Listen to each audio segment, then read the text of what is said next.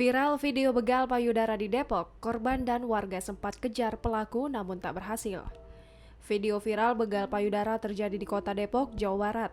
Rekaman ini tersebar luas setelah diunggah oleh sejumlah akun di media sosial seperti Instagram @depok.update. Hingga Rabu 9 Juni 2021, video tersebut sudah ditonton lebih dari 20.000 kali dan memulai respon dari warganet. Salah seorang saksi yang sempat mengejar pelaku, Rian, mengatakan aksi tak terpuji pelaku ini dilakukan pada Senin 7 Juni 2021 malam kemarin sekitar pukul 20.50 waktu Indonesia Barat. Rian mengatakan ia bersama warga yang mendengar teriakan korban langsung berlari mengejar pelaku. Namun demikian, pelaku langsung tancap gas melarikan diri menggunakan sepeda motor metik yang dikendarainya. Rian mengatakan saat pelaku beraksi, situasi di lokasi kejadian memang tengah sepi.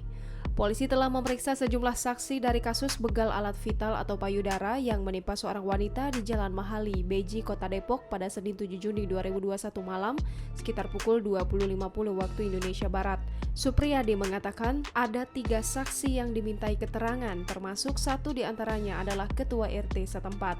Supriyadi mengatakan korban belum sempat membuat LP lantaran tengah bekerja di daerah DKI Jakarta.